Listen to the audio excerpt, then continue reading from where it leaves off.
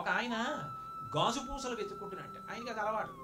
కొంచెం తలుపు తలుపు తలుపు తలుపు అని మెరిసేవి, ఏదో వర్షాలు పడితే కొన్ని చోట్ల కనపడతాయంటారు. కొంతమంది వజ్రాలు కూడా దొరుకుతాయి ఏదో కొన్ని ప్రాంతాల్లో అంటుంటారు. ఇప్పటికీ ఏదో చెప్తుంటారు, వాళ్ళు వర్షం పడగానే వెళ్ళి ఆ ప్రాంతాల్లో వెతుకుతారు, వాళ్ళకి దొరుకుతాయి కూడా, ఐశ్వర్యవంతులు అయ్యారని.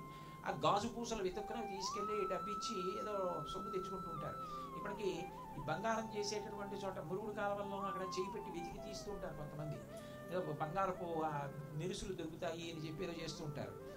అలా వెతుకుతున్న వాడికి గాజు పూసలు వెతుక్కుంటూ వెతుక్కుంటూ వెతుక్కుంటూ వెతుక్కుంటూ వెళ్ళగా బంగారం దొరికితే,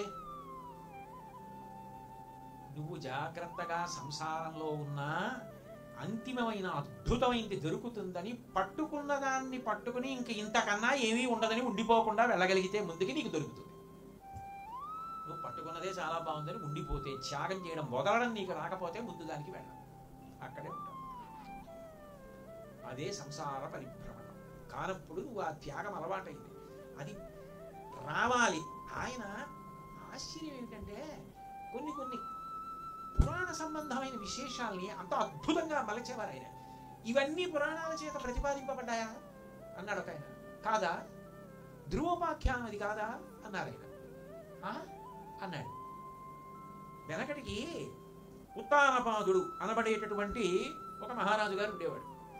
ఆయనకి సునీత అని పెద్ద భార్య, సురుచి రెండో భార్య.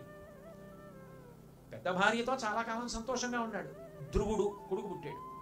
రెండవ భార్యని స్వీకరించాడు, సురుచి. ఆమెకు ఒక కొడుకు పుట్టాడు, ఉత్తముడు. ఒకనాడు సురుచి ఉత్తముడు పక్కన ఉన్నారు. ఉత్తముడు రెండో భార్య కొడుకు ఉత్తానపాదుడు ఆ రాజుగారి తొడ మీద కూర్చున్నాడు. మొదటి భార్య కొడుకు ధ్రువుడు పరిగెత్తుకొచ్చి, మరి నాన్నగారే కదా, నేను కూర్చుంటానని అడిగాడు. ఈ సురుచి రెండో భార్యంది, ఆయన చక్రవర్తి, ఆయన తొడ మీద కూర్చోవాలంటే నా కడుపున పుడితే నీకు ఆ అదృష్టం పట్టుండేది. నువ్వు మీ అమ్మ కడుపున పుట్టావు, ఆ సునీతి కడుపున పుట్టావు. ఆ సునీత కడుపున పుడితే నీకు ఈ భాగ్యం ఎలా పుడుతుంది? నా కడుపున పుట్టాడు కాబట్టి అది ఆ ఉత్తముడు కూర్చున్నాడు. నువ్వు ఆ భాగ్యాన్ని పొందలేవు. ఆయనకి ఏదో ఆ మాటలు ములుకుల్లా తగిలే. ఏడుస్తూ ఇంటికి వెళ్ళి ఏడుస్తున్నాడు. ఏడుస్తుంటే అమ్మ కనుక్కుంది, ఏమైంది, ఎందుకు వీడు ఏడుస్తున్నాడని అంతఃపుర పరివారాన్ని అడిగింది. అయితే వాళ్ళు అన్నారు, తండ్రి దగ్గరికి వెళ్ళాడమ్మా, తొడ మీద కూర్చుంటానన్నాడు, నీ సమతి ఇలా అంది, వీడి మనసు బాధపడింది, రాజు కదా తిరిగి వచ్చేసాడమ్మా, ఏడుస్తున్నాడు. ఆవిడంది వెళ్ళి, ఒరే నువ్వు ఒక అందుకు ఏడుస్తున్నావు, తొడ మీద కూర్చోబెట్టుకోలేదు, నేను పెద్ద భార్యని అయినా నన్ను మీ నాన్న దాసిగా కూడా చూడలేదు, నేనెంత ఏడవాలి? నీ ఏడుపు నా ఏడుపు లోకంలో ఎవరి ఏడుపైనా తీర్చగలిగినటువంటి వాడు భగవంతుడు ఒక్కడే.